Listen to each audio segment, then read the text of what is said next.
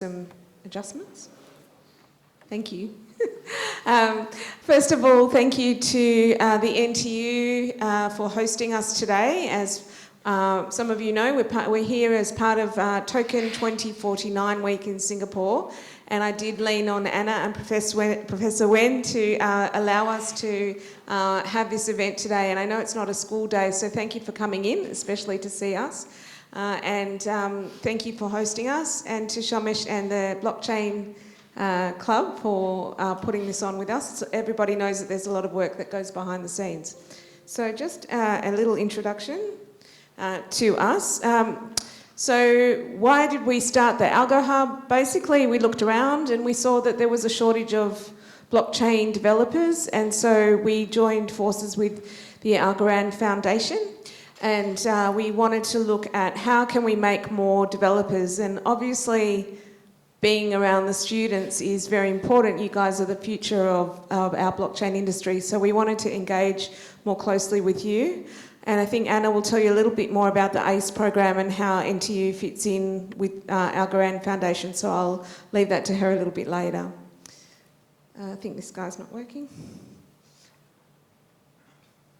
So what do? We have education, scholarships and student and community events, which you're at one at the moment. We've got a little team. There's myself, Peter, who's doing his PhD in blockchain at Monash University, Jason, who's doing his PhD in blockchain at Deakin University, and Sienna, who's doing her blockchain degree at RMIT. So it's a really good example of how you can engage students to be part of the industry as well. We've been working on a couple of programs which I'll outline to you. So I know, how many of you have heard of Solidity as a developer programming language? Anyone learning it at the moment? A few of you. So with Reach, with AlgoHUB, there's two options. You can program on Reach, and Reach actually works both on the AlgoHUB blockchain and on the Ethereum blockchain, and we run hackathons. So you'll meet Ida a little bit later. Turn up, Ida. So Ida and I are planning to run a Reach hackathon in Singapore very soon. So please let Somesh or any of us know if you want to take part of that. And then the other way is PyTeal. So has anyone programmed in Python before? Yeah, oh, there's a lot of there. So this is a free course that we've developed ourselves with the students that I mentioned later. You can hop onto our website and do the course. We'll be offering a free accreditation and a scholarship, and we'll send you a little NFT when you finish as well, saying that you're a qualified PyTeal developer. So if you want to hop on anytime, just come along to our website and you can do that there. The other thing that we're doing is the greenhouse hacks. If anyone's got an idea, they want to program onto the blockchain, just hop on over to the greenhouse hacks on the AlgoHUB Foundation page, sign up. You can go onto Discord and find a team, or you can program for other people that have a good idea as well. So this is our little tiger chi. It is an NFT. Who owns an NFT? Oh, lots of you. Who would like an NFT? Free one? Great. So just hop onto our website. Somesh is going to send out an email after this as well, and we'll send you a Tiger Chi NFT as well. Anyone got an AlgoHUB wallet yet? A few of you. So part of the process will be downloading the wallet and then adding the asset to the wallet. So unlike other blockchains, you do actually need to give permission for this NFT to hit your wallet. So that's a process in itself that I've had to learn. So what is AlgoHUB? It is a blockchain, a layer 1, and it's fast and it's secure and it's green and it's cheap. And the people that you'll hear from today will also tell you a bit more about what they're programming on it as well. So I don't just take my word for it, there'll be other people who will share that with you as well. And it's green. So does anyone know what proof of work is? Can anyone share?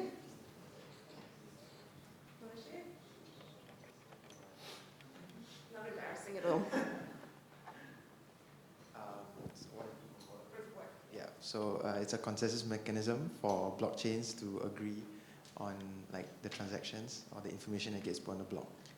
It uses generally more energy because the nodes all have to compete for a certain mathematical formula. Yeah.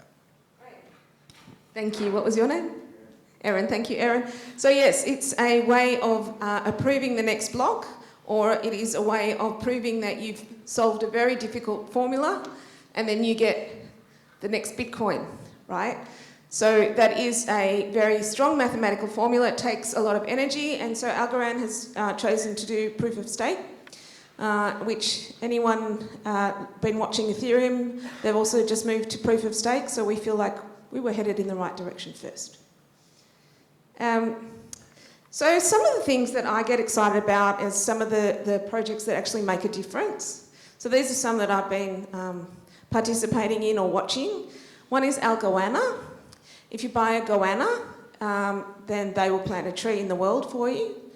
Tokens for Humanity is a group of guys coming out of Brisbane, Australia. They have a charity token, and they also have been working on hackathons to build it onto the Algorand network, and you can buy NFTs in a park in South Australia and then own that digital space, and then that money goes back to the Foundation for Conservation. And this is Meadow Labs, the Australian Zoo. Has anyone been to the Australian Zoo before? Ida, yeah. So that's in Queensland in Australia, where I come from. So this is a really fun project. So far there's been crocodiles and there've been koalas.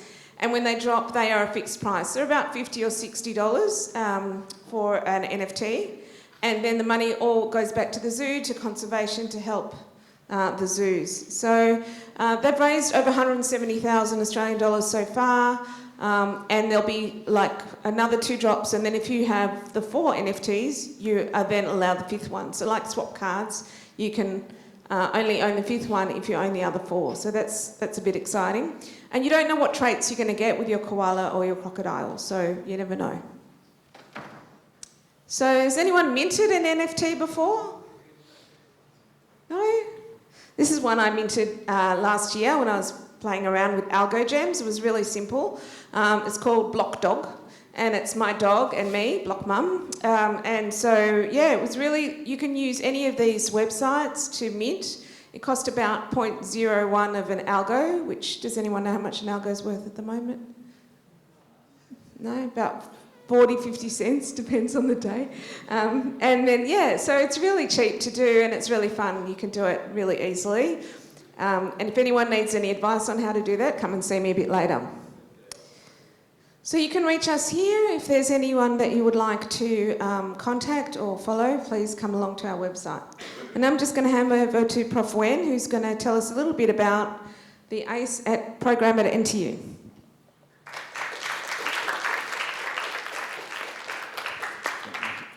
Thanks, Dr. Karen, for your introduction of AlgoHUB. So actually for the students here, I'm Wen Yong-Ga. I'm the Associate Dean of Research at College of Engineering.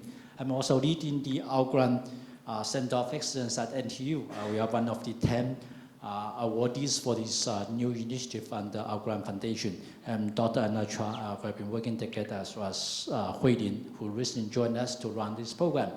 So actually I've worked with the club member for the last 2 or 3 years to drive the blockchain activities on campus, like dated 2018 when Loyuan started this club. And so over the years, we have seen more and more activities on campus on blockchain. So work with the AlgoHUB ecosystem would drive more activities on campus, such that our students get the best training and education, as well as experience to work in blockchain ecosystem. So that's our vision to actually start to work with this AlgoHUB Center of Excellence.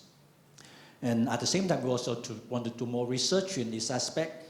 So actually students are welcome to submit your ideas and your thought to the programs. Actually, we have some, we have talked with AlgoHUB, they are willing to support some of student projects as well. So hopefully we can have more of student drive activities, and because it's a new initiative, new ideas, and students are the future of this new industry.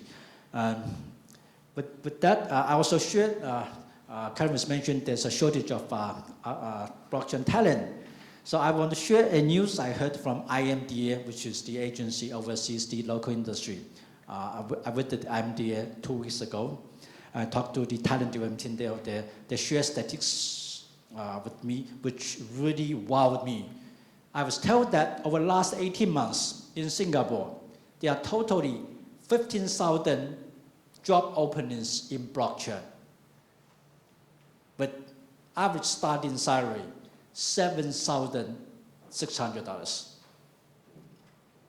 which by my calculation is 100%, roughly 85% higher than our average salary of my computer science graduate student, undergraduate students starting salary. Remember, it's 45, right? But this blockchain 76. So that means there's a huge shortage of talent in Singapore. And so by starting this Algo Center of Excellence, we hope to train more of talents for local industry. We have spoke with MAS, spoke with EDB, spoke with IMDA and NIF. They all realize the challenge of grow our local industry ecosystem with the talent shortage. So we look for more of collaboration with all the ecosystems here to develop our community, and hopefully we have more students get interested into the blockchain, and actually ask this theme of the day, how to start a career in blockchain ecosystem. So with that, I'd like pass back to Karen. Thanks.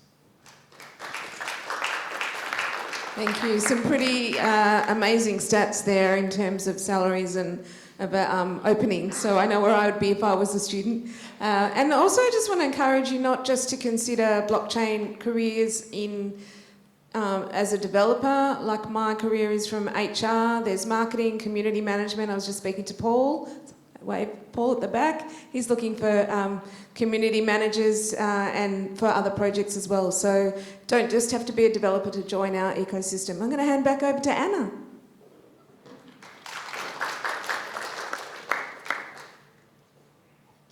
Yeah, so as what Prof. Wen mentioned, we are very privileged at NTU to be the only Asian university to house the Algo Center of Excellence. So together with 9 other universities, including Berkeley, Yale, Carnegie Mellon, TUM. So this program gives us the funding over 5 years to support blockchain education, research and community development. So basically we wanted to support students like all of you to, whether you're a developer or whether you come from a non-STEM background, we just want you to be part of the future, because blockchain is really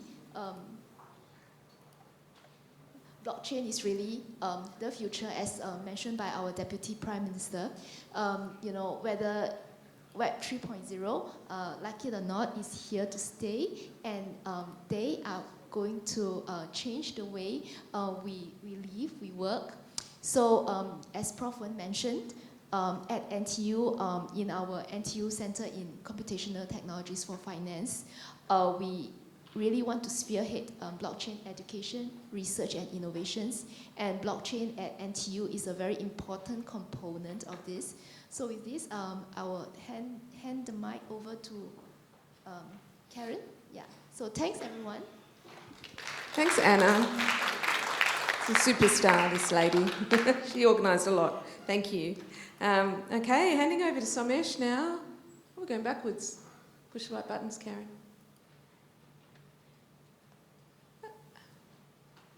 There you are.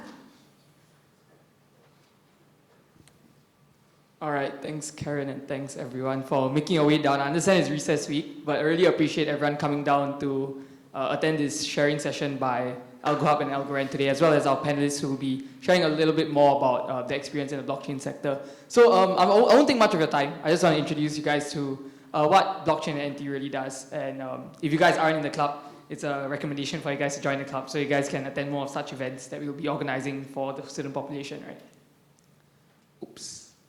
Okay, so so firstly, I would like to introduce you guys to our club advisors, Dr. Anna and Prof. Wen, who you guys just met, as well as Hui Ling, who are actually our club advisors. And they are the ones who actually guide us, ensuring that we put out the right content for you guys and make sure that you guys are learning as much as you can as part of being a member of blockchain at NTU. Yeah, so this, I think some of you guys might have seen this slide from our annual general meeting earlier this year. So this is essentially how our club is structured. Like, we have 9 executive committee members, followed by a club subcommittee. So the club subcommittee was actually introduced just this year. And I think some of you guys might have applied to be in either the research, education, or even the publicity subcommittee, right? And so you guys will be involved in working with your respective subcommittee heads, which are the executive committee members, in pushing out certain projects which are related to your subcommittee. Yep. Okay, so what is it that we actually do in this club, right? So I would categorize it into 3 main areas, which are coincidentally 3 subcommittees that we have. We have education, we have development, we have research. So education primarily looks at the basics of blockchain and its practical application in the Web3 space, which can sort of come under the aspect of understanding the idea of blockchain. And we move on to development, where you're actually implementing your idea into code. So from pseudocode or an idea that you have in your head, how does it actually work in the Web3 space, right? So that is what our development subcommittee will be looking at. And lastly, we have research, which looks at not only the coding aspect of things, but rather the economics as well as the business aspect that blockchain has, like your tokenomics and whatnot. So these are the 3 main aspects that our club aims to foster over the next year as well. Yeah, so some of the club activities that we have, right? So as a blockchain and NTU member, what can you look forward to? So I think a lot of you might have been part of these activities held over the course of last year as well as this academic year. So firstly, we have student-led activities. So this was a snapshot from our annual general meeting that we held earlier this year to vote the new constitution in. And then we have sharing sessions. Most of it has been virtual over the last couple of years, but this is actually our first physical event in over 2 or 3 years, I think. So this is a milestone for us, and we hope to have more physical events in the next few months as well. Yeah. And lastly, we have project discussions, which your hackathons and your research projects come under it. And we actually have a very exciting research project / hackathon coming up for you guys that we'd like to share about, which Han will actually be sharing about later on. So these are just a few snapshots of what we've achieved so far as a club, and we look to grow on and on. So this club was founded in 2017, if most of you didn't know, and we hope to make this club something big in the next few years. Yeah, so if you guys haven't already been convinced by my very convincing speech, I would like to encourage everyone to just scan this QR code and join the club. We are very beginner friendly, there's no prerequisite. So if you guys haven't joined the club yet, please go ahead, scan the QR code and join. Or if you want to find any of the EXCO members later on, feel free to approach us. We are very friendly, we won't bite. So yeah, we are very open to new people joining us, and just join the welcome to the Web3 community by joining us. Yep. And that's all from my end. I'd like to pass it on to Han, who will be sharing more about our very exciting research project. Han, please.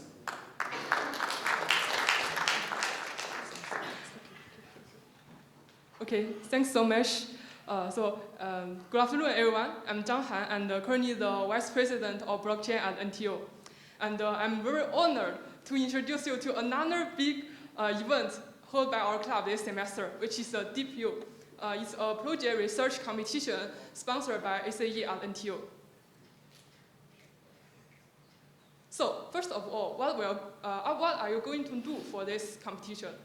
So this competition is for you to carry out extensive research and understanding an existing blockchain project, and then summarize the key characteristics, and then have an engaging presentation for the general audience.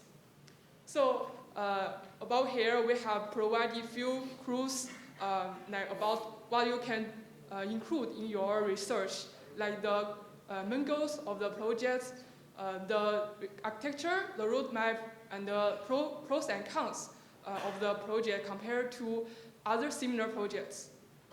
So in conclusion, you need to convince the audience why people should get behind this project according to your in-depth understanding of the project you chose.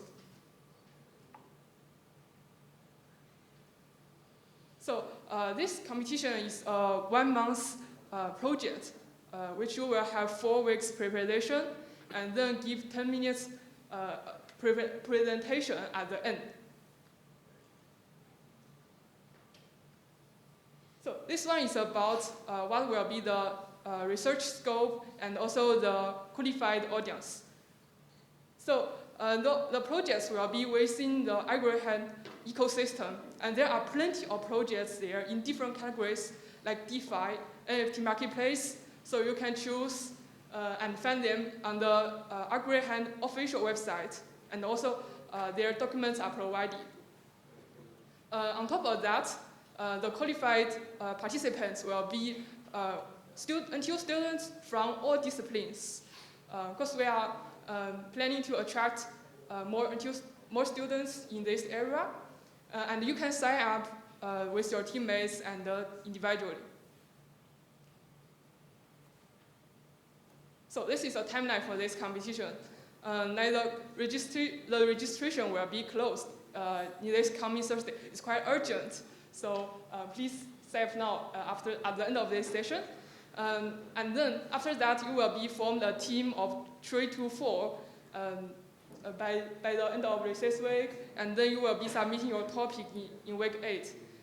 And the draft slides will be submitted in week 10. So you have about 1 week time to polish your slides for the final presentation. Last but not least, we have provided very attractive prizes for the top 3 teams. Like it's about 1,200 Singapore dollars for the champion, 1,000 for the first runner, and then 800 for the second runner. Also, the gifts will be provided for all the participants that complete this competition. So you can sign up now by scanning this QR code, and you will get the slides of this briefing in the sign-up form. And we strongly encourage the beginners, students, as you will find this is a wonderful kickstart of your journey in blockchain. Yeah, that's all. Thanks. It looks like a fun project. Thank you. Looking forward to seeing the outcomes. And if you need any mentors, do reach out to us at the AlgoHUB. We can help out. Okay, I'm going to hand over to Susie. I was going to do a big introduction, but she has to go to her next panel quickly, so I'm going to hand over. Susie is the Algorand Community Ambassador for Singapore, so if you need to know anything about Algorand in Singapore, feel free to ask Susie.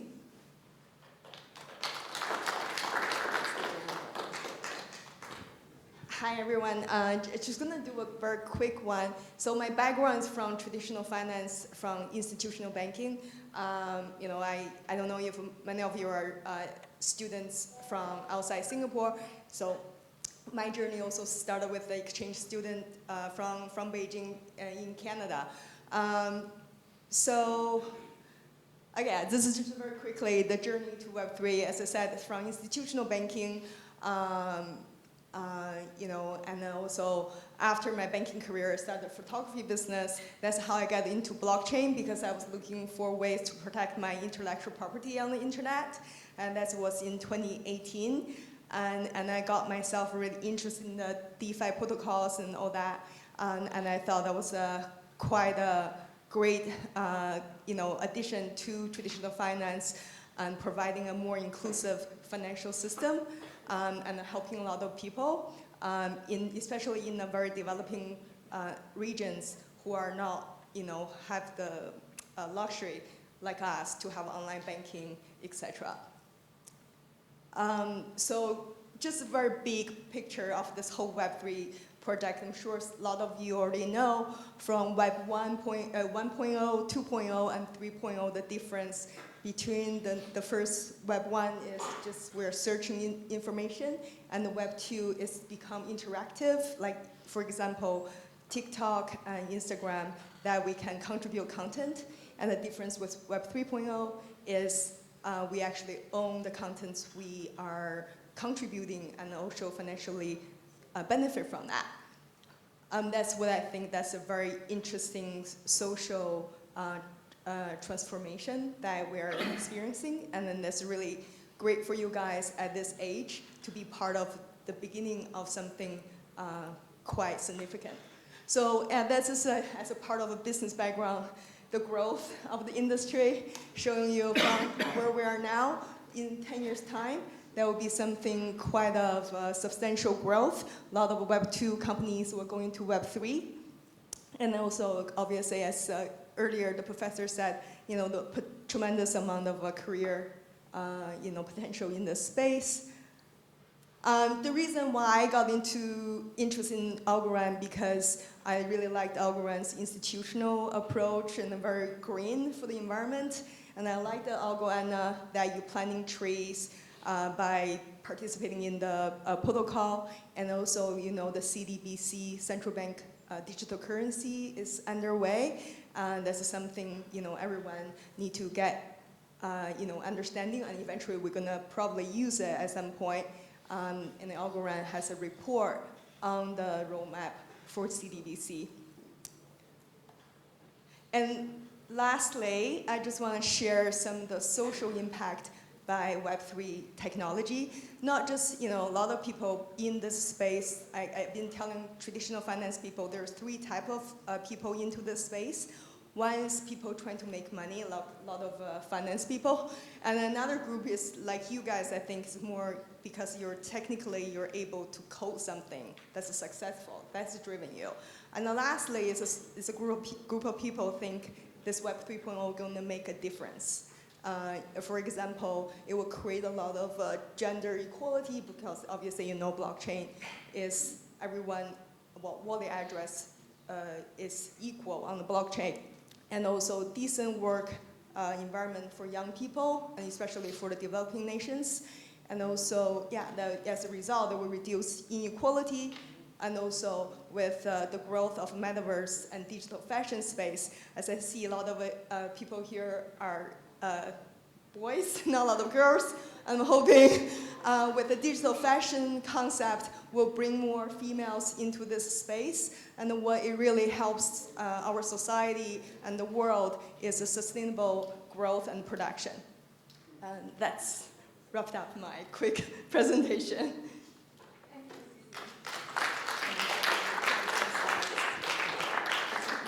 Okay, thank you, Sissy. She's got another speaking engagement, she's very popular. And I like the fact that she's come from a banking background. So we've got HR, we've got banking, not just computer science in this space. So we'll hand over to our next speaker. Where are you? Ivy. Ivy Pung is a trainer specialising in blockchain, the technology that supports cryptocurrencies and non-fungible tokens. As one of the few trainers and pioneers in the industry, she's instrumental in bringing the blockchain syllabus to top universities in the Philippines.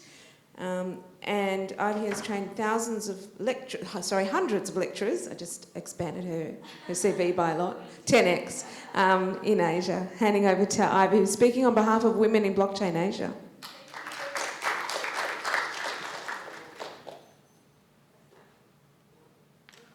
Thank you, Karen. Thank you for adding one more zero at the back. That's my goal. Professor have talked about how the blockchain developer job is in demand, and CC is talking about how green is AlgoHUB, and we're talking about how all this blockchain job is not only about programmers. I kind of have nothing much to talk about already. So can I just talk a little bit about myself? Yeah, right. Okay, just a little bit about myself. My initial, I started as a programmer, but initially I chose to study in international business. But my father somehow keep on calling me, asking me, do you study computer? Do you study computer? And every other month I'm gonna listen to, heard him saying that do you study computer? By the time, right, he probably just thought that studying computer is just doing some data entry jobs, right? He probably do not know what is programmer either. But I got sick of it. Literally. So I signed myself up. I changed my major into IT. And I have to thank him for that, or else I won't be here. I probably will be, it's not bad. I'll probably still be in blockchain by doing different things, but I really thank him for doing for that. And then when I come out to work, My first job is programmer. And my colleague, half of them are female. From a very small town called Dawao from Sabah. So as time go on, I move on to other job as well. And sometimes people come back to me and say that like, you know that like in IT, there are not many women in this industry. I'm like, what are you talking about? Where I come from, there's half of them are women. And where I come from, my family asked me to study in computer. What are you talking about? And slowly, and as I talk to more people, then I understand. Coming from this part of the world, a lot of girls from their family would say that like, probably IT is not some job for you. And I talked to a male friend of mine who want to hire female developer as well because really developers are in need. But then he said that like, it's difficult because in this part of the world, the parents are so protective over their daughters and do not want their daughters to work overtime and all this and that.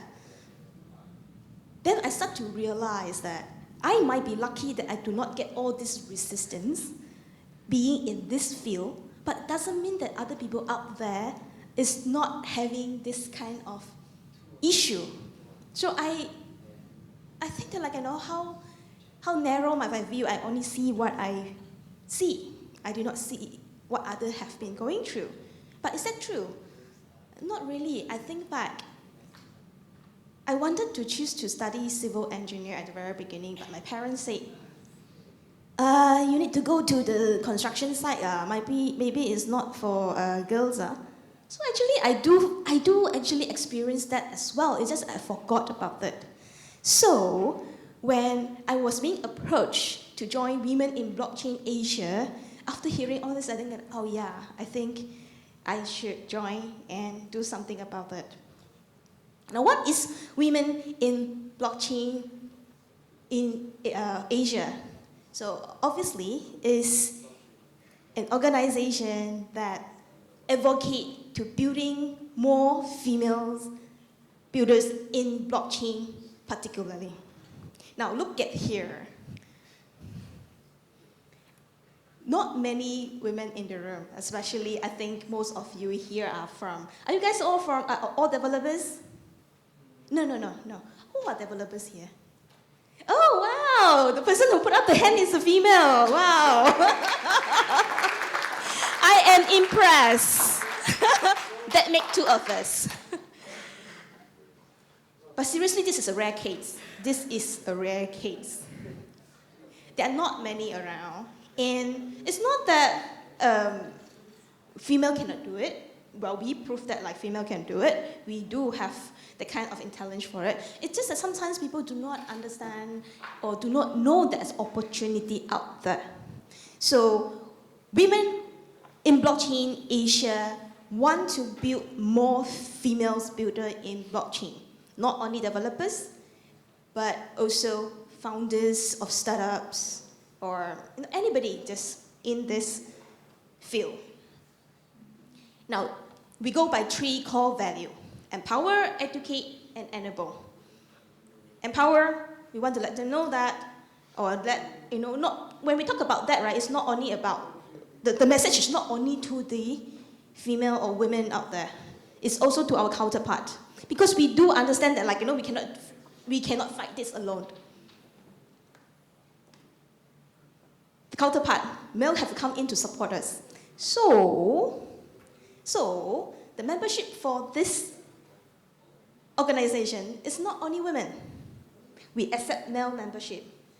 Come in to join us and help us in this movement. Because you guys do not want to keep on having overtime and then work until we need more men forces out there in this industry, right?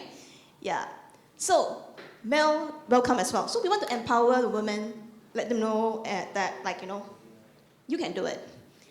And then through educate and enable. How are we going to do that is through 3 pillars. First, educations.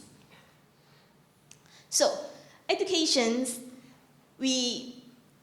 of course, the first thing we do is we have this, just started in this month, we have this initiative by Algoran Foundations that we have 7 universities from Malaysia that is participating in this hackathon, InterVarsity Hackathon. First, they came in, the students signed up and came in and have a month-long 4 weeks of learning the coding, which is the reach, which Karen just mentioned. Then they'll go on to this hackathon, which is going to happen in November. Now, this program is not only for female as well. There's only one criteria in that hackathon is there must be 1 female in the team. But hey, guess how many percent of female participants we get for this? 60%, wow, you are very optimistic. Very good. But hey, we are not far from that. We get 50% of female participations for this hackathon out of 160 of sign-ups. We deserve a little bit of applause for this, right? For the girls. Thank you. Yeah, so thank you very much for Algoran to come in to support, as well as Reach to come in to do the heavy lifting of like training the students. And we have the second pillar is the project, and then we have a lot of exciting projects that's coming up in collaborations with others.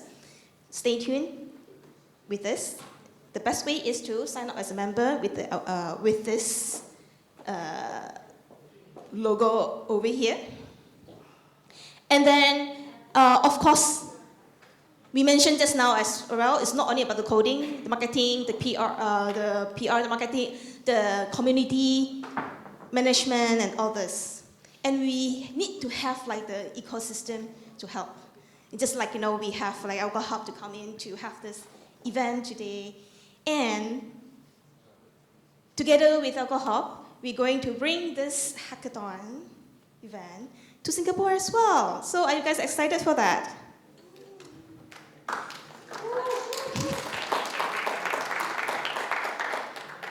All right. Here is the QR code to sign up to join. Men are welcome as well. And that's all for my sharings. Back to you, Karen.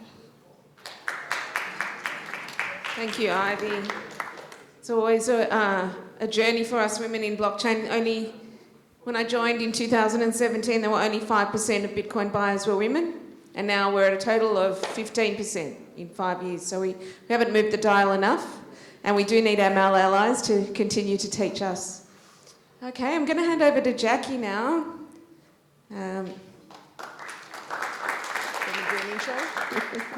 Dr. Jackie Tan is the head of Tribe Academy, a platform that connects talent to Web 2 and Web 3 learning opportunities.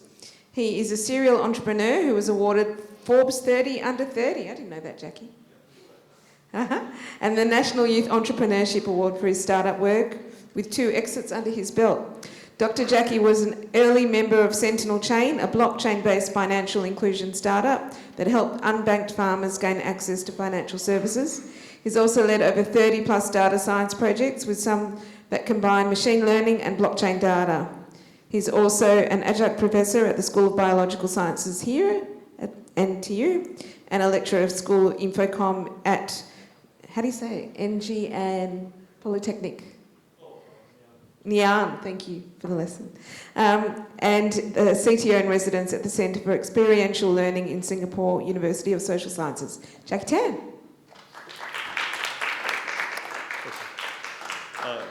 Thank you for the introduction. Had I known that you were going to do the introduction, I wouldn't have written so long. I'm so sorry. So, hello everyone. My name is Jackie. In case you're wondering, yes, my parents named me after Jackie Chan. But I think as I grew older, I realized I'm more of a Jackie of all trades, right? So that's how my friends know me, as a Jackie of all trades. So to summarize, I am first and foremost an educator, but I'm also a serial entrepreneur. And I like building things. Basically, I build in my free time. In fact, I just got off a 5-day hackathon not too long ago, yesterday, building stuff. But as mentioned, I also lecture here in NTU, but as a kind of like a side hustle in the evenings. I like to combine data science and blockchain because the last project I supervised, last master's student I supervised, we trained a machine learning model to predict rug pulls or scam tokens. It's kind of fun, right?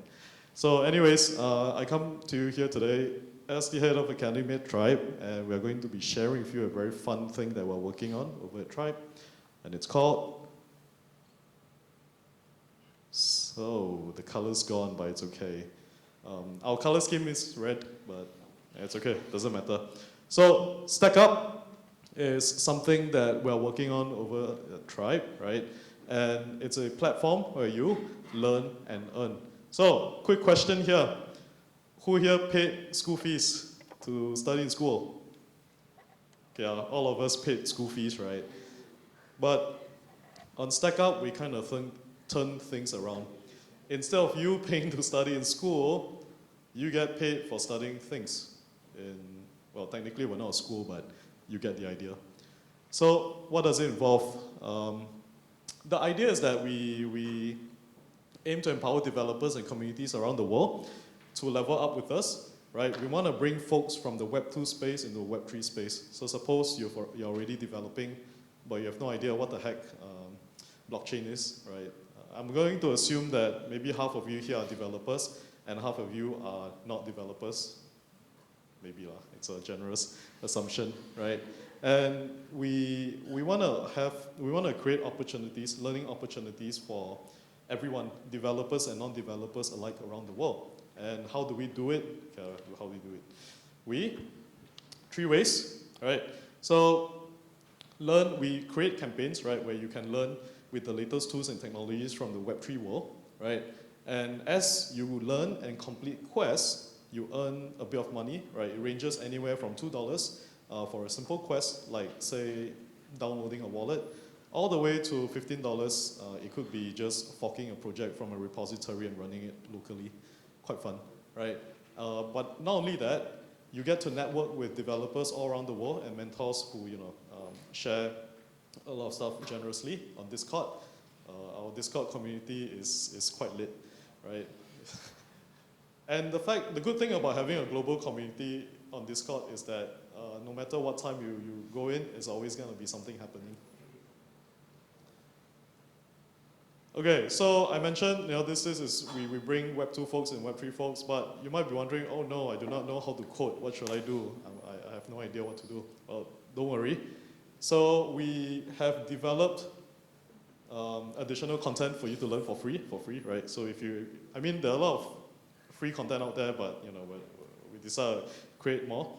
And the reason why I highlighted it is because if you go onto Stack Up, you watch the free Python classes, right? You might find this voice a bit familiar. So it's just me teaching Python from scratch. But we make it kind of fun because on top of the learning videos, right, we have an embedded IDE, which also means you can code along. Most of the time, when you try to learn coding, it's usually from either a video, and then you have to multitask. But basically, we optimize for developer experience, right? We're also phone optimized, so in case you want to code on the go, you can.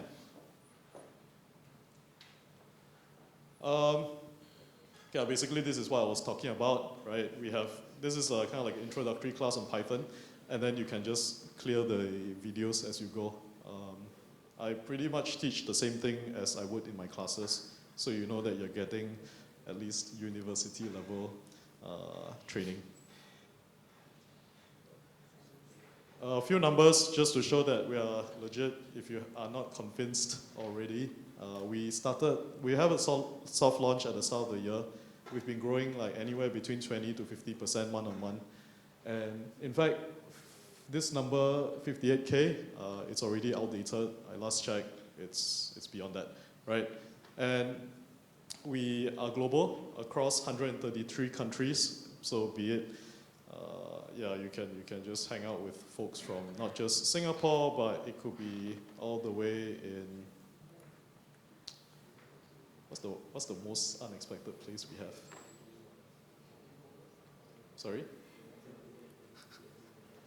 Mongolia, yeah, I think we have people from Mongolia as well. See, that's how global we are. Okay.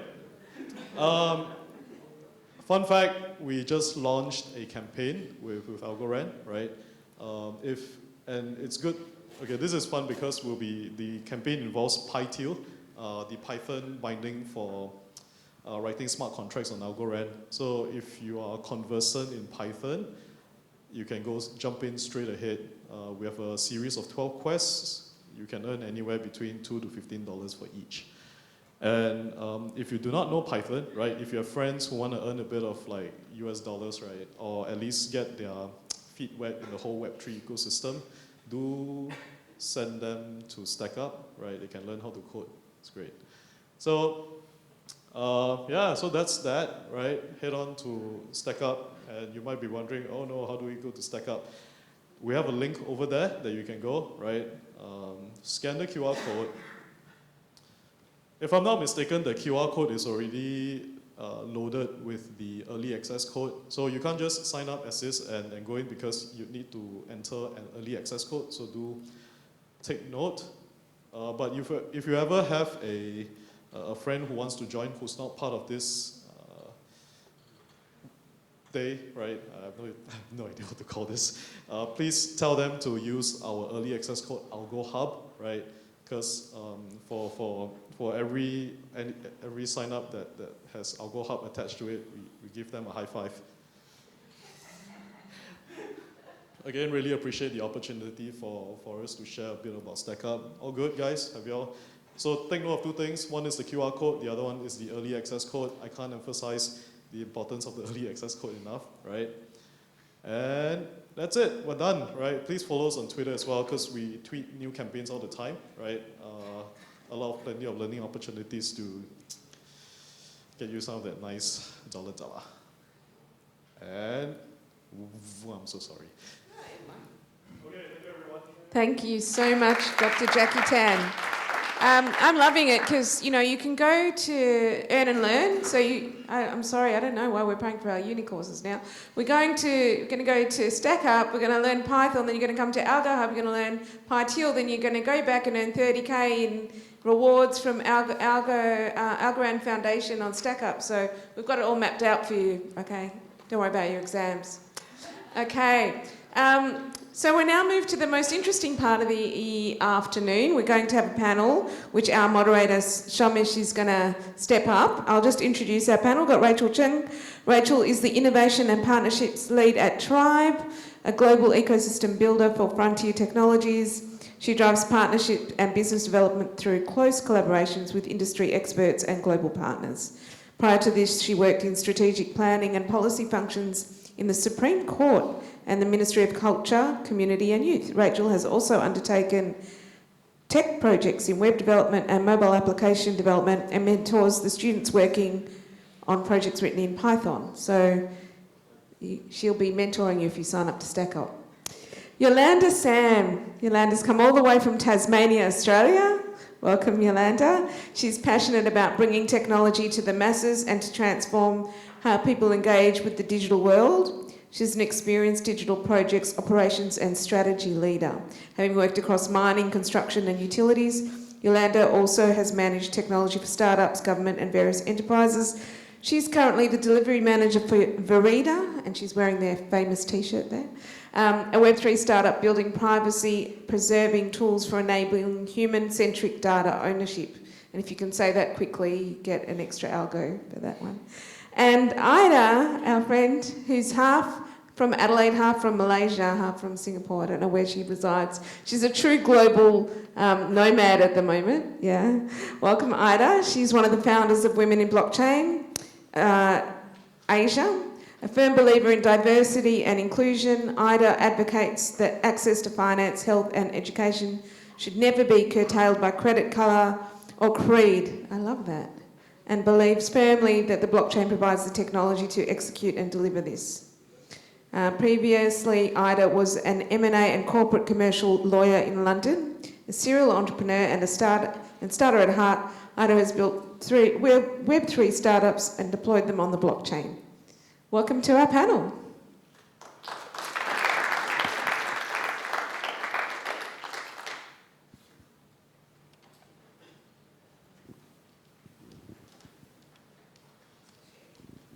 All right.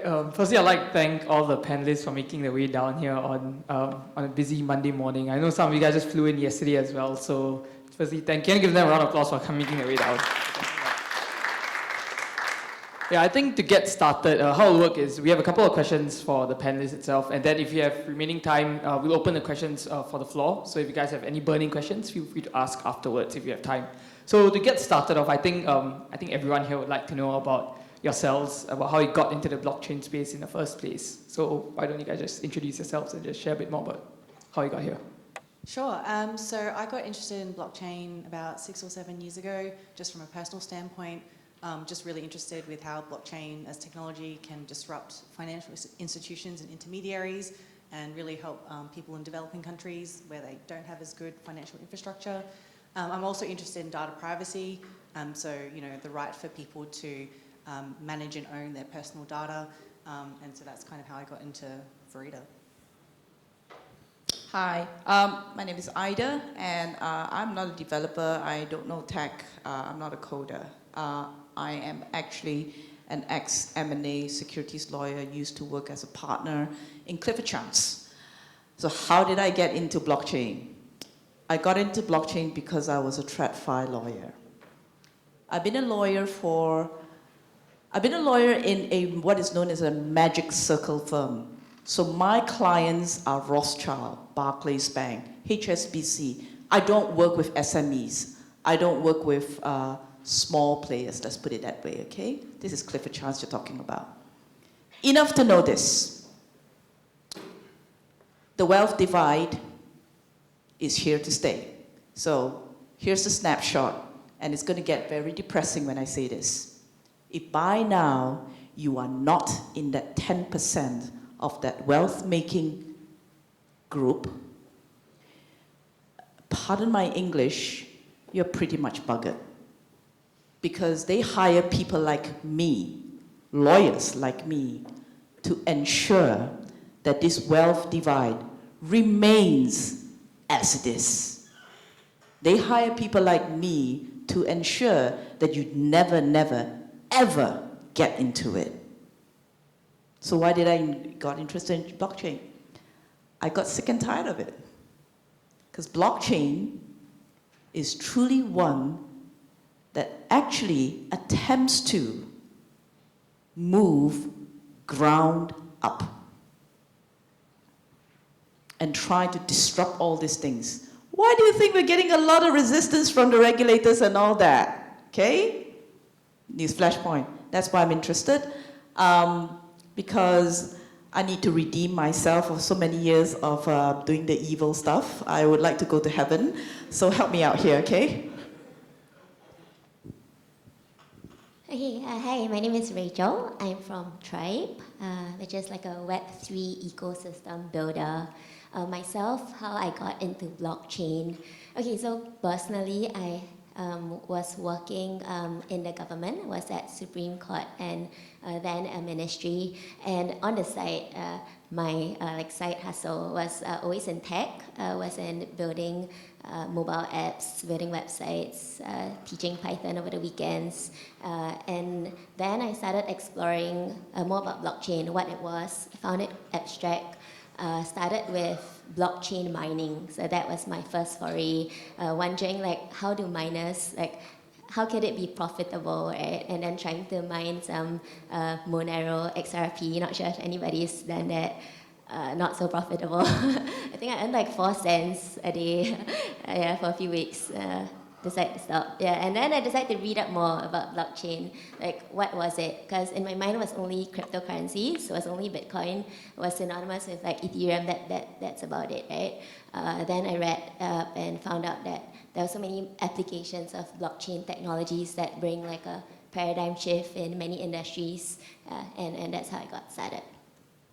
All right, okay, that's a very interesting introduction from everyone. I like how everyone came from different backgrounds. In the end, all of us are here to progress Web3 and blockchain, right? So moving on from that question, I would like to know, I think everyone here would like to know about what is your current role in the blockchain ecosystem? What do you do on a day-to-day basis to help move forward the Web3 movement? Yeah. Okay, myself, so it's very tight, very similar to how I started, right? Interest in applications of blockchain technologies, and now I head the accelerator at Tribe.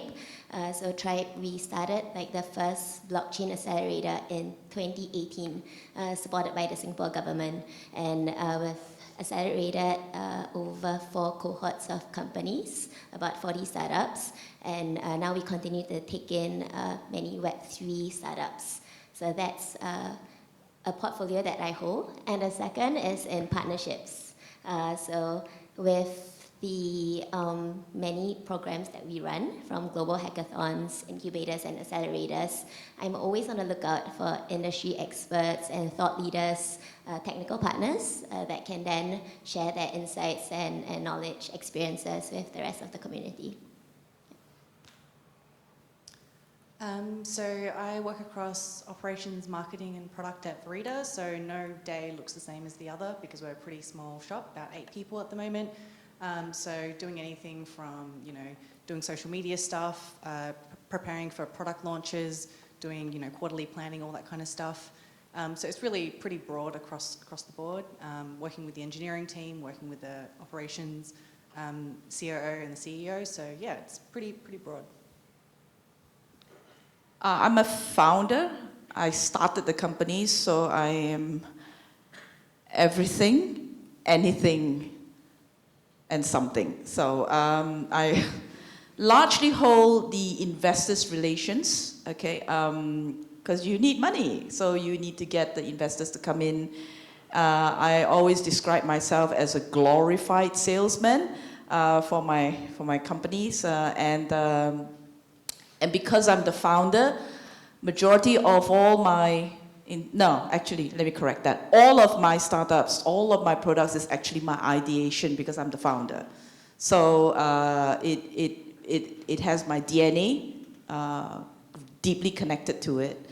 So what do? It's quite a lot of stuff, but what is my role?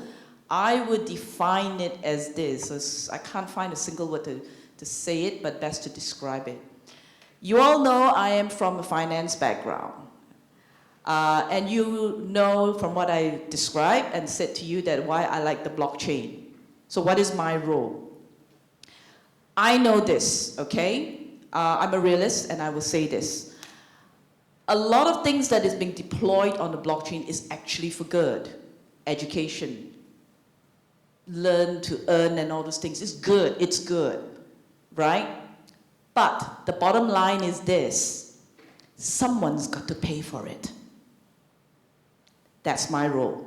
I come in and belt what puts the value and makes it goes around. We all understand money. Money is a language that everybody understands. So that's my role. I bring in the money system through tokenization into the blockchain in order it can fund and build and power all those projects that actually makes all this purpose now you're seeing is being shared work, so that you can get paid in tokens, so you can get paid in grants, so you can get all this funding. I built in that area. So yeah, I'm known as the DeFi woman, the defiant woman, okay? Very interesting indeed. Okay, I think moving on from that, right? Like, I like how you all have different career paths right now. So I think the main reason why a lot of us are here today is, what recommendations do you guys have on getting into the blockchain space in the first place? So what are the few steps that you guys took individually? Okay. What I like about the blockchain is the technology. Okay, I've been in technology for a long time now. 20 years ago, I know I'm that long, I'm a dinosaur. 20 years ago, I worked in the software industry. Now, why I like about technology, okay, is that technology doesn't discriminate. Even from software days, it doesn't discriminate. You either have the talent or you don't have the talent. You see, other areas, it's all about your father, your mother, which school you come from, things like that, okay? This one doesn't. So, how do you get into it? Talent, build your talent, get into it. And people like me, who doesn't know how to code, how do I get into it? You read. Because it doesn't discriminate, you can acquire the knowledge. You can take time. Read, learn, practice, and apply it. So the same thing that in WIBA, which we did the Algorand Reach Hackathon, okay? We focus on the training, 4 weeks of training. But we also focus on the 5 weeks on the hackathon. Because you need to be trained, you need to have the actual deployment, and then you need to have a competition. You gotta have some spice into it, right? What's the point? If you just do the hackathon and just present it, you need to compete, because to know where you are, how you stand, how good you are, where you can improve. So that's what we do. So you can actually do this. So this is what I encourage you to do. There's a lot of things that is outside there. Take full advantage of it. Essentially what you need is just the ability to read and time. That's an awesome response. Thanks, Ida. I think the path for everyone is going to be different, especially depending on your interest in which area you want to get into blockchain, whether it's a developer or you want to get into the community side or marketing. So I don't think that there's one path for everyone, but I do think it's important for everyone to self-reflect and think about what are the strengths and skills that you bring to the table and really play to those strengths. So apart from that, it's look for communities, meet up with people, go to meetups, joining this blockchain club at NTU I think is a really, really good step. And then find a way to contribute. So if you are technical, then, start a project, build something, show what you're made of.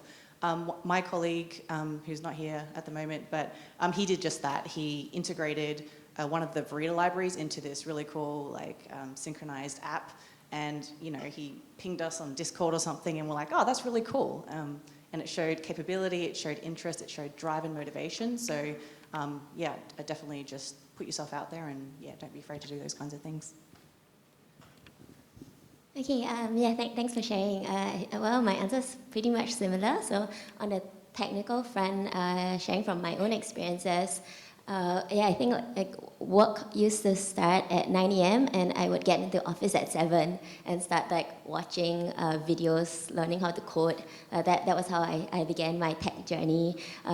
Different from how it is now. I used to pay for my educational content on Udemy, but now you have free resources like StackUp, right? So definitely learning new things, joining hackathons, for instance. That was how I began when I was learning how to build applications. Then I joined the hackathon. As also shared, right, it's not just on the technical side of things. There are many roles for non-technical people. In the Web3 space, for those involved in DeFi projects, someone was telling me interest in a crypto VC. Right? You'll see that many Web3 projects, there are many other areas that you could plug yourself into, whether it's marketing, increasing awareness and education for blockchain applications, whether it's in design, UX, UI, all these many different other roles, it's a pressing need for them in the Web3 space. Also, you can build your skills in Web 2. So even if you want to work in Web 3, your first job might not be in Web 3. You might just be doing a few things on the side and just sort of learning and developing your skills. But you can also develop your skills in whatever area in the Web 2 space and slowly transition across. So I know a lot of people that do these kinds of side hustles or learning on the side or maybe doing some volunteering roles, and that's sort of how you get your foot in the door. And then eventually, if you want to go full-time with Web 3, that's sort of another way to do it.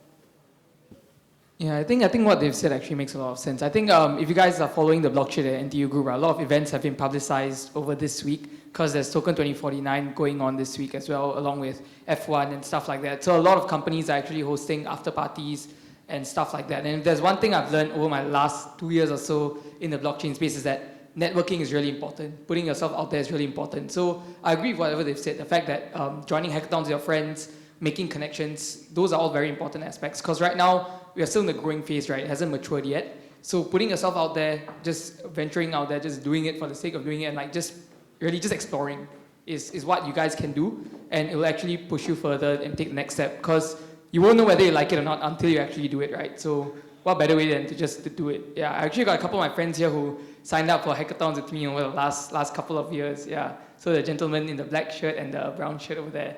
So they've been my trusted team members over the last couple of years. So it's been really fun working with them. And I think it's a very good way to forge friendships that will last through the test of time. So yeah, thank you for answering that question, everyone. So I think moving on, I'd like to touch a bit more on your individual roles in your companies, right? So I'd like to start with Rachel. So what do you think is the hardest part of being a partnerships manager? I would assume it's not really a breeze, right?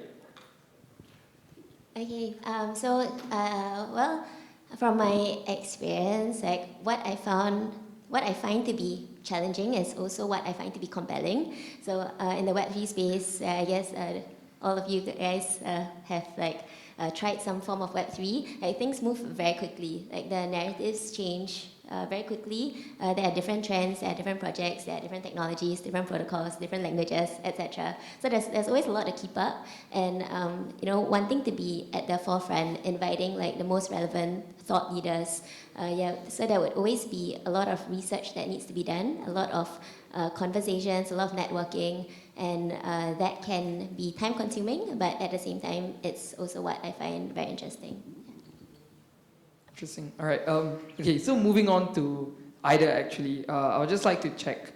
So in your experience thus far, right, as you can see in the crowd here, what do you think more universities and tertiary institutions can do to bring more women to the blockchain space? Like, I look at our panel now, I'm actually quite impressed by how it's like, it's an Uno reverse of sorts, but it's quite nice to see, it's very refreshing. So I'd like to see, like, what can we do as a tertiary institution? Okay, from my observation, the recruitment of female participation in a faculty is already there. The numbers are already there.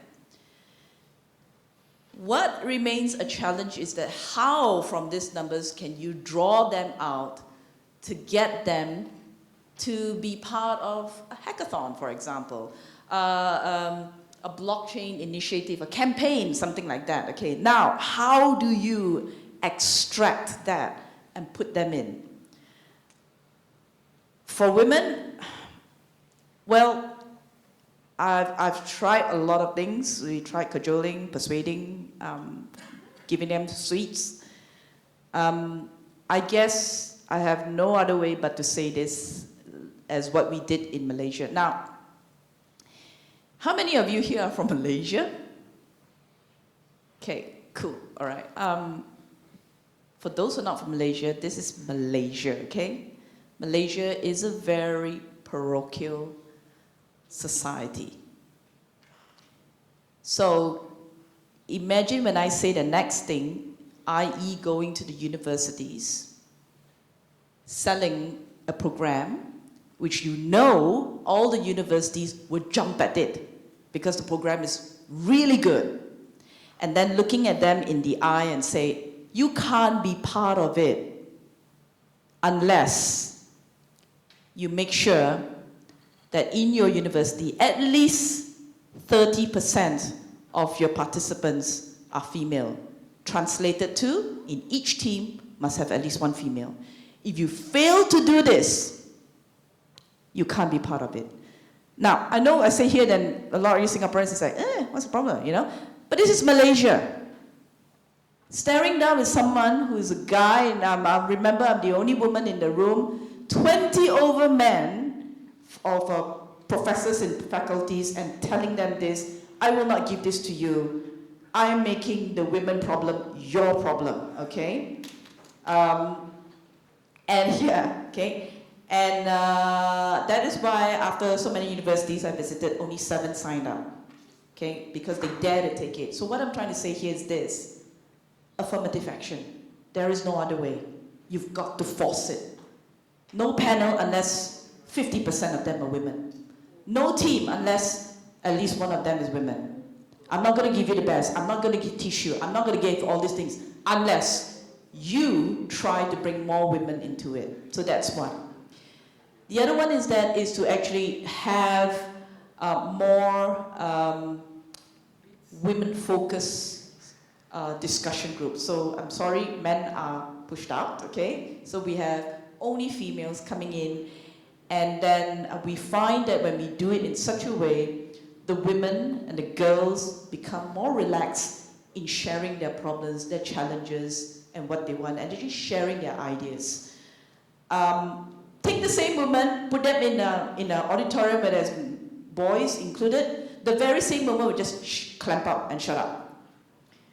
So we need to put them into an all-girls room and get them to share, and then slowly encourage them to voice up, identify leaders out from there, and then show from the leaders, put them into a bigger surrounding that they speak up. Because generally, what we find is that, or what I find is that if a woman sees another woman standing up and talk, it gives them a little bit strength and a little bit more courage to step up. So, just to give an example, okay?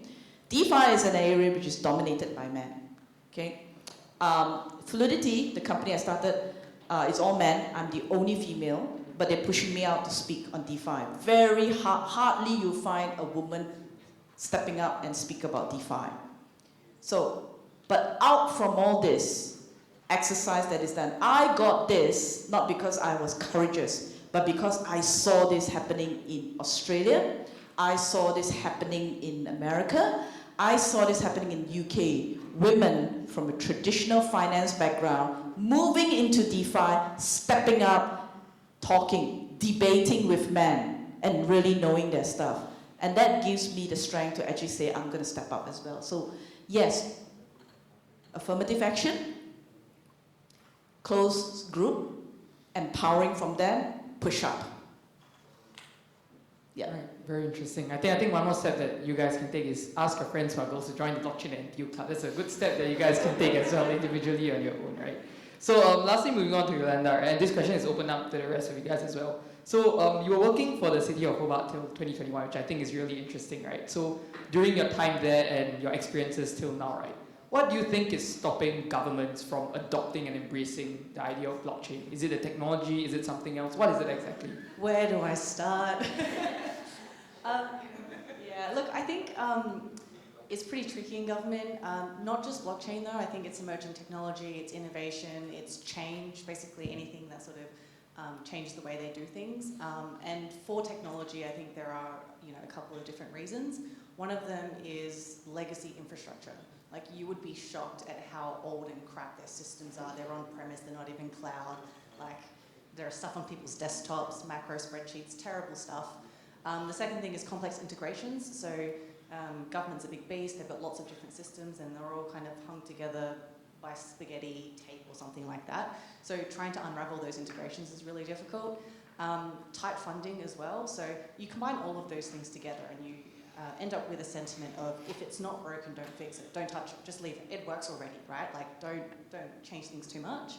I was pretty lucky to work in the innovation division though, so that meant there was a bit more scope for experimentation. So I think it's really important for governments to have that kind of area somewhere. But even then, it depends on the use case, right? Like, it's not enough to say, we should try blockchain. It's like, blockchain for what? Like, the underlying technology is absolutely not the first priority in making a decision. So it's got to be a use case that's solid. It's got to be a solution that stacks up against the other alternatives. So one example of people saying blockchain in government is around records management. So the way that governments operate, some of it should be made public, made transparent. It should be immutable so that it's not tampered with. This is what democracy is about. But there is no mature solution to actually do records management with blockchain that stands up to enterprise-grade software. So it's not the blockchain, it's more the solutions on top are not ready yet. There's a lot of traditional product management stuff, software engineering, UI, UX, workflows, all that kind of stuff still matters. So I think it's just, there still need to be work done there. All right, Ida and Rachel, do you guys have anything to add? Okay, well, as like from a different perspective, personally, I've had very positive experiences working with like the governments on driving innovation. For instance, our accelerator, right, supported by the Singapore government in 2018, I've also been invited by many governments overseas to bring over our startups that build on blockchain technologies over the pitch. And their intention was like really to encourage innovation in places in Europe, like in Spain, in France, also speaking in Taiwan and in Japan. So I have been seeing interest in governments wanting to drive innovation, pushing the boundaries of frontier technologies, and that's been pretty encouraging. Okay, I have to be very careful here in case there's some spies. But generally, I don't think you actually lump it all under government like that, because I have seen governments who are progressive. I have seen governments who are regressive, without naming certain government, but anyway, I've seen. And I've seen some who are just basically doing a watch and observe. So what I find prevalent is that is actually mindset, okay? The government who are the people, it's the people who sits there don't really understand not about the technology, but what blockchain is trying to achieve. So they are more reactive to incidences where there's been a scam, or there's been a rug pull, or or things like that. They're more reactive to that. Of course, you have the Terra case. You got the VCs. You got a lot of exchanges that have been liquidated. Okay, and therefore they respond by saying we need to stop crypto, control crypto, and things like that. And then they don't understand that a lot of these things that is happening, first of all, is majority of them are centralized exchanges, okay? Second of all, they're people, not the smart contract, not the protocol, not the purpose, but the people. The one who disappeared is not the smart contract, it's the VCs who just did not turn up to work, okay? And Luno, and Terra, for example. Well, everybody knows there's 3 wallets who basically just dumped the crypto, the USD, and causing a massive downfall. People. It's people. And so what they do is they step in and start regulating the industry, regulating the innovations. So they need to understand that this is not anywhere different from really the traditional finance and the people behind it. It's actually what you need to do is pay attention to the behavior and regulating the bad actors, finding a way to sieve out the bad actors rather than to say an outright ban or just regulating, don't do this, don't offer, and so on. So that's where a lot of education has to come into place. And I have seen, like I said, some governments and countries were open to that kind of education. And Singapore is actually one of them, to be honest, okay? Australia is also another one that is open to it, and they listen, they learn. And I just wish that there'd be more, because by doing that that's how they would try to understand the technology. They would try to understand that how it actually benefits, and with, again, I emphasize again, with this knowledge, it actually helps you to implement regulations, policies that actually will push blockchain and bring more purpose to it. Yeah. Yeah, thank you for that. I think something that I've gathered, right, is that, like, I think it's a combination of multiple factors, right? If you look at regressive governments, right, from what Yolanda mentioned about why fix things when they're not broken, and then you combine it with the fact that there are bad actors in the space, like not necessarily the code, but other people, it just adds on to their bias, right? You say that, oh, why fix things that are broken? I mean, you can look at crypto, it's bad. You look at what Do Kwon did, for example, it's bad. So it just reinforces my mindset that I want to stay clear of it throughout the rest of my governance or throughout the rest of my life, right? So I guess these things compound on top of each other. And right now we're still at the phase where the bad seems to outweigh the good. Even though you have 1,000 good things happening, one bad thing seems to just bring everything down, right? And so I think one thing that we can do is, like, as a youth of society today, is to really push forward, venture out into the Web3 space, prove to everyone that there's actually a lot more good than there is bad. And that is how we can progress the entire space in the future as well. Yeah. So I think we've actually run out of time, but we have time. I would just like to get a question from the floor, if anyone would like to ask anything.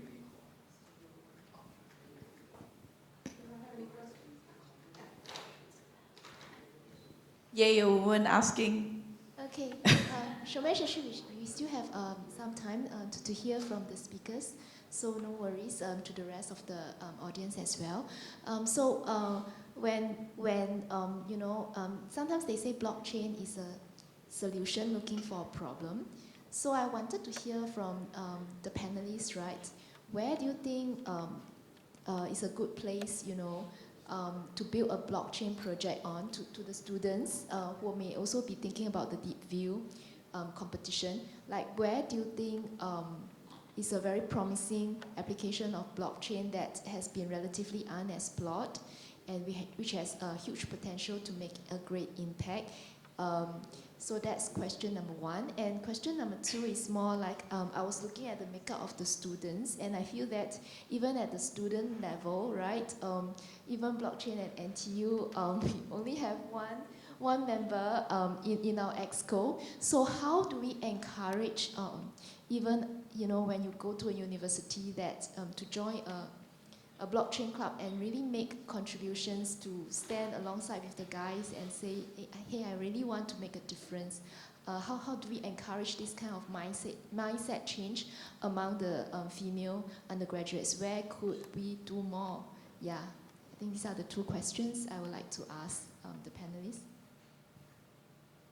Anyone want to answer that? I'll answer the women part. Which again has to. We need male allies.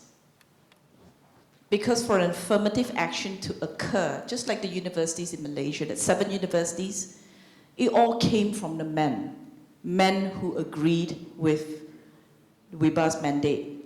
So you need your male allies in your committee to actually say things and put affirmative action. And I'm going to be an activist when I say this. For example, it could be as affirmative as the VP position has to be a female. Really strong positions that you take. You need to have a composition that has to be more females. And then therefore you are going to spend more of your budget, more of your time canvassing and working and networking and engaging the female students, okay? Because you're telling them, come and join the committee because we need to put 30% of them to be females. And guess what? The second position in command has to be a woman. So in order to get that kind of support, you need the men to actually agree to it. That's why I say it's a male allies. So I know some of you don't agree to it, but I just feel that you need to have affirmative action. So coming back, the other one is your question is which blockchain should we deploy on?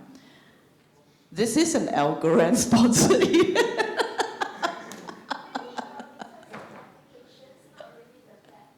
Okay, all right. So which application we should use to test out or what?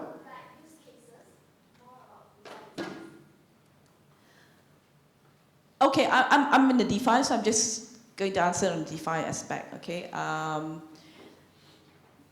The use cases for DeFi is a lot out there. So how do you narrow it down?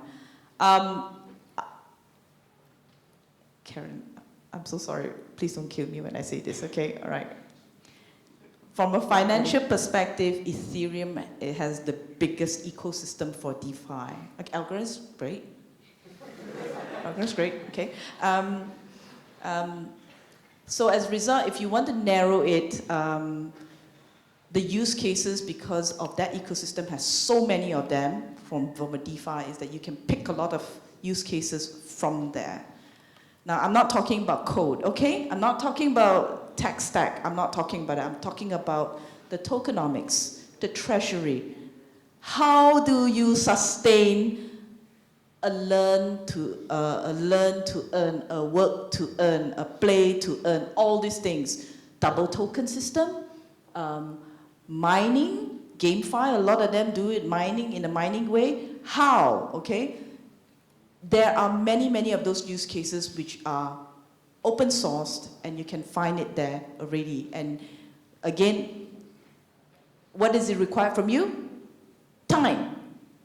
You need to find it, you need to read the white paper, and then you need to play with the app just to see how it goes. Like some of the apps, it's like exercise to earn and all those things, okay?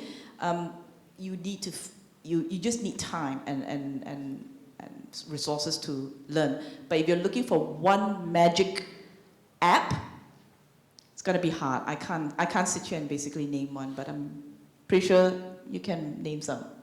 But AlgoHUB's good, okay? AlgoHUB's great, all right? Okay. So I'm not going to name a specific app, but I do want to call out that I'm pretty excited about what's happening in the digital identity space. You know, there's a lot of innovations happening around. So for example, traditionally you have your email address or you have like an ID with your government or whatever. It's tied to your personal identity, and someone manages that centrally. So there's some stuff happening in the sort of decentralized space. But how can you do it in a way that your personal data isn't like attached to it, or like how or identifies you without you wanting to be identified? So how can you sort of remain private in a Web3 world, but also have an identity? So there's stuff around decentralized identities, DIDs, soulbound tokens, non-transferable NFTs. These are all ways that you can sort of attribute things about your wallet or your address or your identity while sort of doing it in a privacy-preserving way. So you can still build up a profile, for example, like a LinkedIn profile. You can get, you know, education credentials that are linked to your identity. And I think these are really interesting solutions to explore.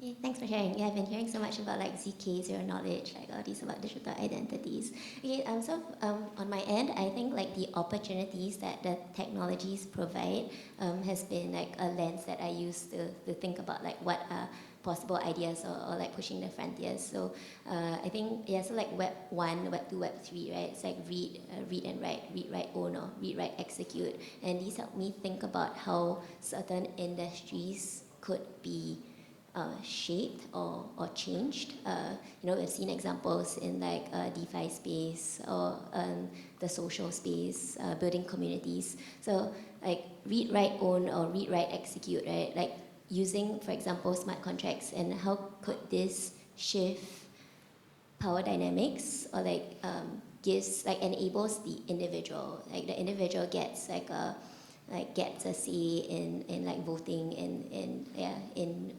participating in financial services previously not that he was not like permitted to be a part of.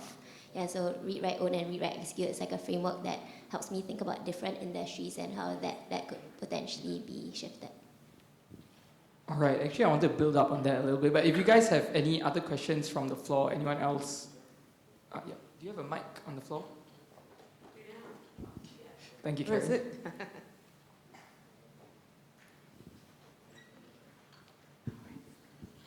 Okay, so because I'm studying in media and communication, not coding or finance, so I'm wondering, like, in terms of marketing and communication, what's the difference evolving from the Web 2 era to the Web 3 era?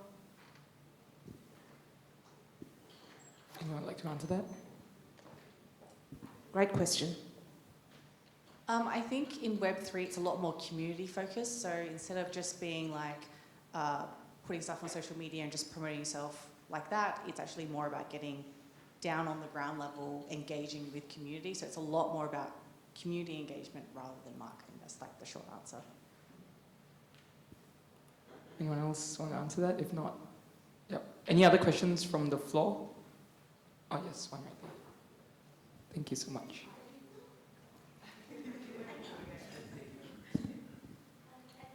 Yeah, I think Ida just mentioned on it like briefly, but I think there's a lot of like, you know, something to earn models out there, like play to earn, move to earn, learn to earn, all those different models. I just want to like get an idea, what like were the best like business models that you saw to sustain that ecosystem? Because a lot of times you see like Axie Infinity or like Steppen, all these like communities, like they fund it using a token, and the token price, eventually the company runs out of money, right? So I'm just wondering if you guys have seen like some use case or some business model that was very good for the ecosystem and allowed it to continue like growing. Okay, so just sharing some of my own observations. So yeah, like play to earn was huge last year, right?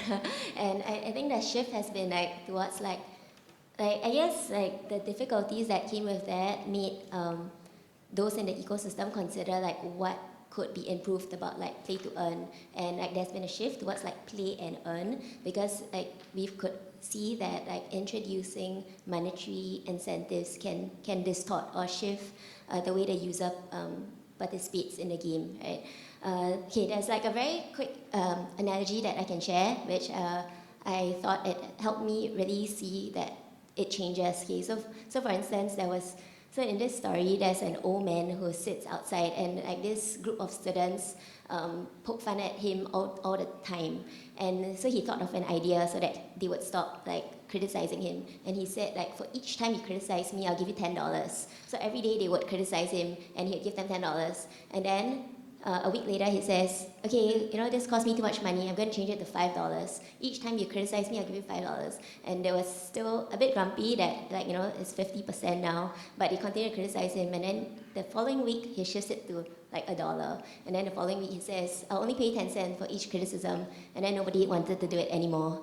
Yeah, even though previously they did it for free. Yeah, so that, you know, shows how like introducing this monetary incentives, having it tagged to like what they used to do for free, right? It could shift the entire like dynamics. So I think there's like been that in some applications of these to earn, and like for example in the gaming side of things, there's a intention to focus on like the utility and the like enjoyment of the game. Like your game has to be fun. Like if it's just to earn, there would be so many other competitors, and like you'd just be like fighting on that margin of like how much you are like dispensing, which is like a burn rate. So there's like, so, but you know, like I see this as like a very positive thing because it's helping to improve like the industry, and it's helping to like point us towards like better directions, for example. Yeah, I think it's a really interesting space, and I do think there are projects that, you know, are unsustainable in how they do their to-earn models. So I'm actually always really interested to ask questions about like, where does the money come from?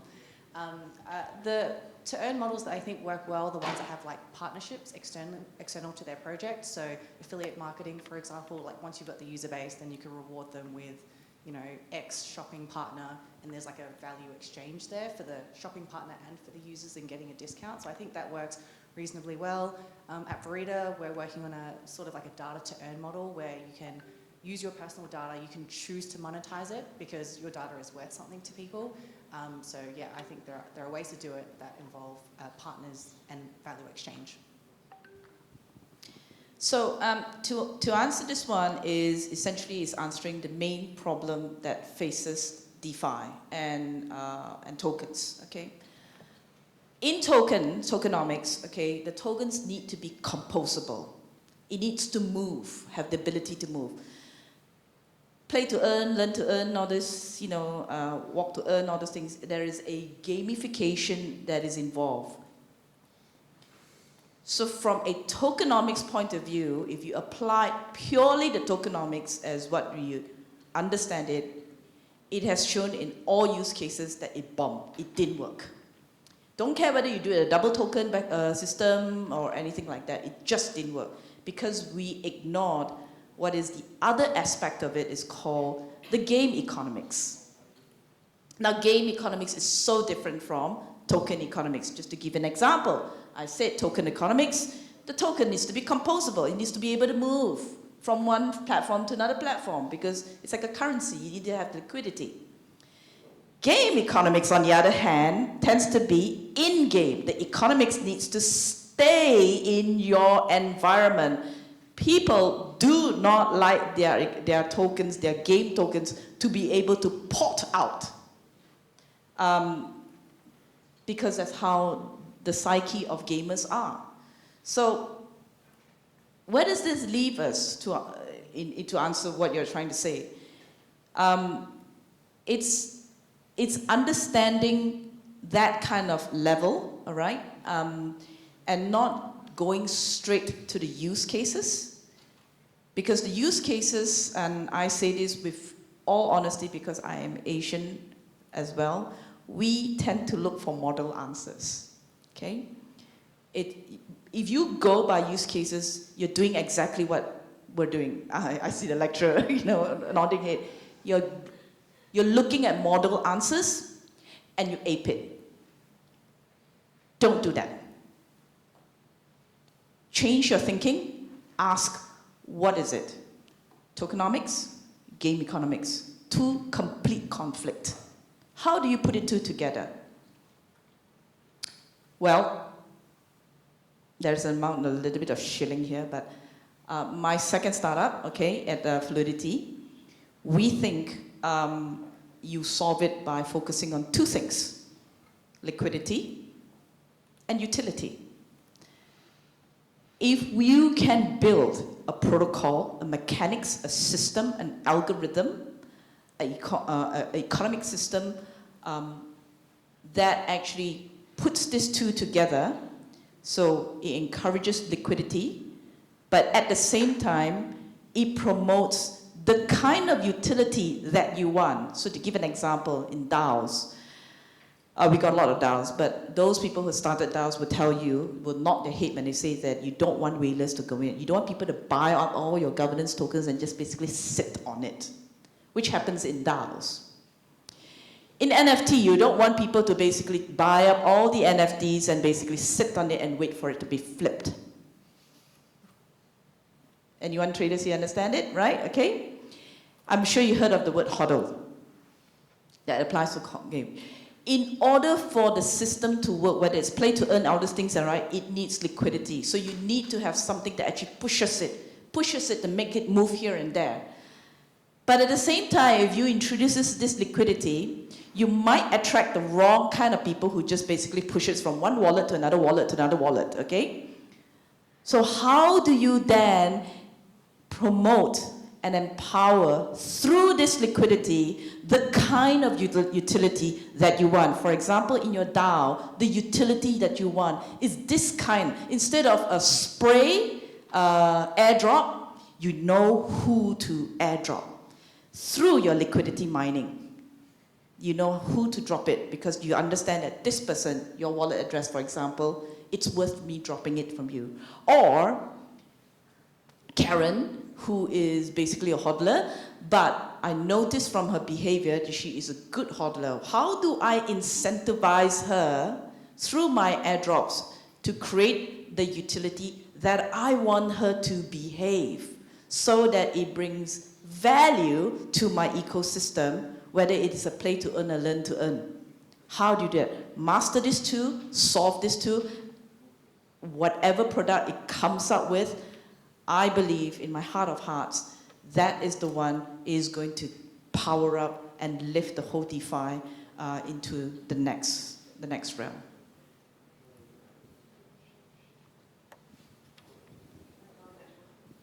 You want anything? Yeah. All right, another question? Thanks for your speaking. I heard lots of interesting points today, and I have two questions. And one is that almost all of us get into this blockchain era just because all of our interesting. We say that this is a quite new era. I want to figure out that at what time and what's the reason. So you are clear that this is the area that I really interested and I want to have a career in this. And the second question is that currently this is a new industry and there are lots of different opinions about blockchains and the applications. Since we are touching so many informations every day, how can we form our own opinion out of these informations? That's all my questions. Thanks. All right, I think the first question was about, is it about knowing your interests and your career, whether this is the right career path to go down? Is that what you're referring to? All right. At what time and for what reason you are really confirmed that's your interest? Okay, so what makes you so certain that you want to go into the blockchain space, right? And then I think the second question was more about like what you mentioned, you made a good point, Han, about how there are so many differing opinions in the space on the internet right now. So how do we as individuals form our own opinion of the space? It can be about any topic. For example, how do we form opinions about whether CBDCs are a good thing or bad thing? So what do we base these opinions off? So 2 questions. Anyone would like to answer first? Okay, can you sort of rephrase the first question again? So how are you certain that the blockchain's path is the right path for you, basically? I couldn't answer from my experience, okay? So this is my experience, and I'm just sharing from my side. I did not enter into blockchain because I love blockchain, all right? Or out of everything, I decided to quit my law, my high-flying job, and to go into blockchain. I went into blockchain is because I didn't have a choice. I took time out. I quit my job to become a full-time mom. I took 8 years out, and then only to find that 8 years that I took out, when I would try to get back into practice, actually worked against me. So I tried everything. I tried law, I tried finance. They all use the same thing. You know, you've been out for too long, you can't come back. Blockchain was the only one that welcomed me with open arms, and that's how I ended up in blockchain. Okay. So why do I stay in it? Is because, as I shared just now, being in the finance background, being in the work that I did, I knew that I belong in that group of 25% wealth distribution, that basically I'm going to spend the rest of my life working hard to service that 10% who will then work the rest of their life working hard to service that 1% who doesn't work. Okay?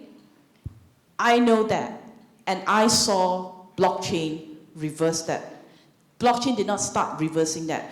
Blockchain is the technology that allows it through the smart contracts. You take, for example, finance. This is what I do, okay? It removes certain people out from the equation. Why do you have credit checks? It's because they need to make ROI, a return of investment of a product. When they sell it to you, they need to be sure that out from every sale, they make 5 times return because of the cost they have put into a product. And where does the cost come from? They pay people. They pay this one, they pay this one, pay this one, pay this one. In the end sum becomes so much, and that's why they form credit checks and they form certain questions to essentially isolate what do they think as you, as a person who can then give that return of investment to me, who give you that product. Okay? Suddenly enter smart contracts, who then remove this person, that person, this person, that person, because it can be automated. A yes and no answer, simple as that. Now the product becomes cheaper because why? You don't even license that code. It's open source. And that is what I mean by financial inclusion in many ways, because the products get cheaper in that sense. It allows people to come in. And that's what blockchain did because of smart contract. I'm just using that as an example. So that's how I move into it. Your next one is, how do you make an opinion? You are no different from an academic as a student, because I'm pretty sure when you're studying, you hear differing opinions about a concept from leading academicians, textbook authors, and all that. But I know I'm speaking as an Asian. I'm Malaysian. I'm brought up in Malaysia. I studied in Malaysia, and I know. Being Asian, we struggle to sometimes form our opinion. And because of the fear of being wrong. Being made to look wrong. And I would say this is, it's okay to actually get it wrong. Okay? It's okay to get it wrong. And because no one who got it right in the first instance. I'm pretty sure the academician here will know that you got it this far because you made a lot of wrong assumptions, wrong deductions, wrong conclusions. But what is the most important thing? You at least made a conclusion. You at least arrive at an opinion. So read as much as you can, listen to as much as you can. In the end, form your opinion. If it's wrong, learn from it. That's it. You get there somehow. Yeah, that's awesome. Awesome. So the first question was, oh, okay, Web3. Yeah, I was just really, yeah. Look, I love Web3. It's not snobby. It's very open. You can sort of learn it online, or you can learn it with communities. It's just not snobby at all. Like, I used to be involved with some of the AI communities, and to be good in AI, you needed like a PhD, and it was about the number of papers that you could write. But Web3, it's like anyone can get into it. So I think it's really awesome that it's so welcoming. I love that it's, you know, basically a new opportunity to have a different world, to have a better world that's more, you know, equal, and there's more freedom, and it's distributing the power. So yeah, that's what I think. In terms of forming your opinion, definitely, you know, read, listen to podcasts, it's, you know, consume the news, consume the information, and also talk to people about it. Find some people that you're comfortable just chatting, shooting the shit, going to meetups, and just validate your opinions or not. It's okay to not agree with people, but yeah, always keep an open mind, and yeah. Okay, yeah, similar to what has been shared, right? I think the beauty of Web3 is also that its future and its vision is still being shaped. So, you know, if there's interest, if you're interested in the tech side of things, in Web3, in the vision, then why not try it out, right? You don't know until you've tried. And in terms of like better understanding like differing sources of news that you may receive, yeah, I would think what would be helpful is to continue reading, use different sources, not only listen to like what people say, but also think about what you've heard, right? And form your judgment on whether or not you agree with what he or she may be saying. Yeah, speak to people involved. Yeah. If you do have like questions on like starting out in Web3, like the first that you've mentioned, like happy to talk after this. All right, great. Anna, do you have time, or one more question? Okay, yeah, I think I'll just add on. I just have one more question for each of the panelists to end things off, right? So what are each of you guys most excited about for the future of blockchain and Web3? It can be a technology, it can be a certain development. What is it that excites you and pushes you on? Okay, well, I'll keep my answer pretty short. It's something that I've shared earlier, which is like the concept of Web3, blockchain technologies bringing the possibility of the individual owning and executing. So how does that work, right? Like interacting directly with a smart contract. What did that mean? Like removing the intermediary. So not a specific industry per se, but read, write, own, and read, write, execute can be seen in different industries. So I think NFTs are really cool. I think everyone thinks they're really cool, but I love that they're being, you know, they're like a big part of Web3 going mainstream, especially in regards to like brands and ticketing and access and that kind of thing. But yeah, also in the identity space, soulbound tokens, I sort of mentioned it before. Vitalik wrote a paper about it.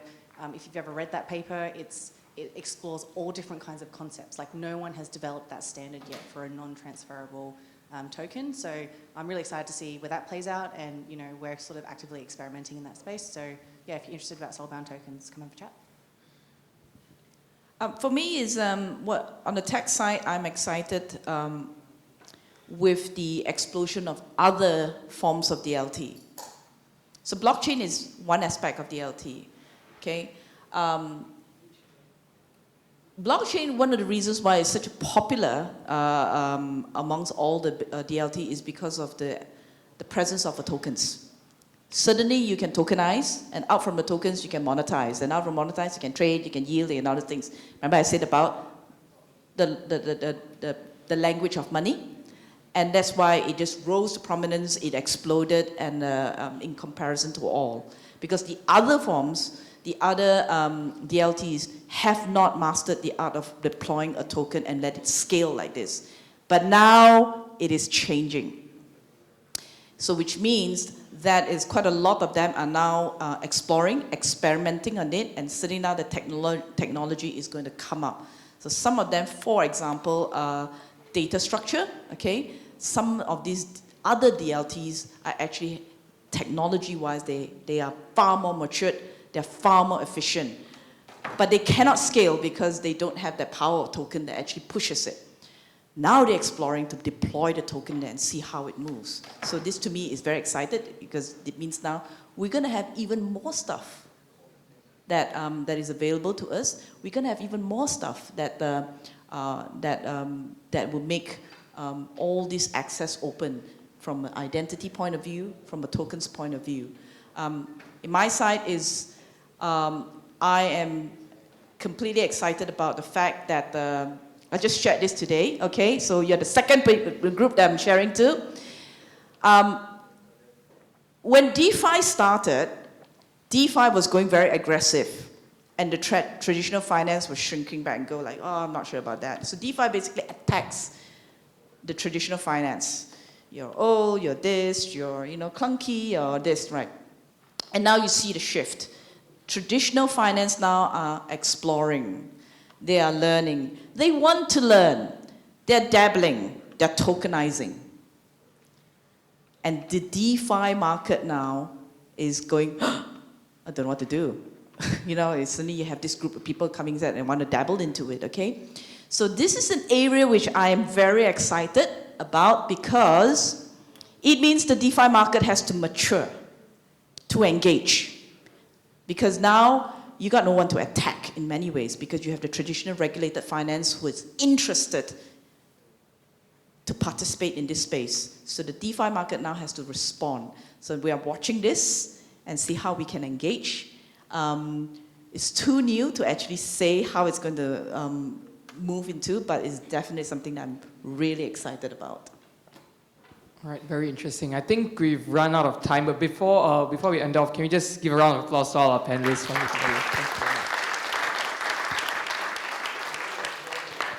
Thank you, Shomesh, and to our team. I will get a photo with all the speakers. I think food is on its way. In the meantime, do free to have a mingle. Anna's a food.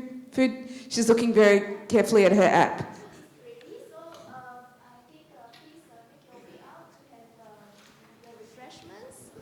And I was thinking, can we just have a quick, big group photo? I mean, it's quite a cozy group. I think we are very privileged to have all the speakers who come all the way to NTU to really share their experiences with us. So can we just huddle up and take a big group photo?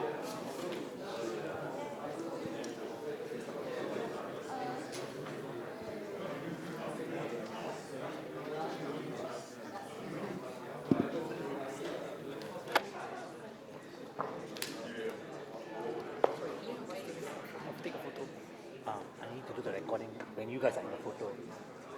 Oh, so you cannot have us take? Yeah, so I'm also doing the recording when you're taking the photo.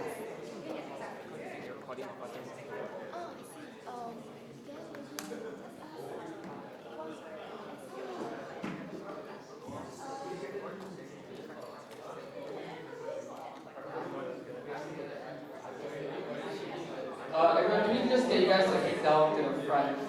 Just huddle up in the front. Yeah.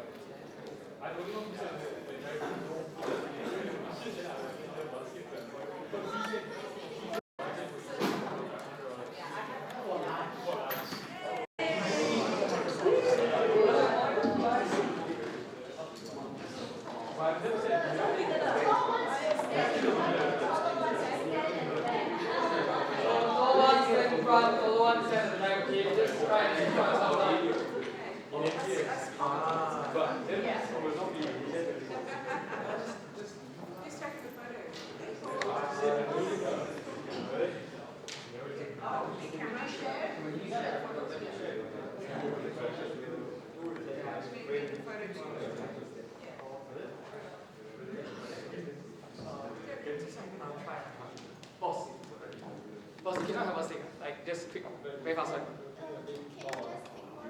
Yeah, very fast one.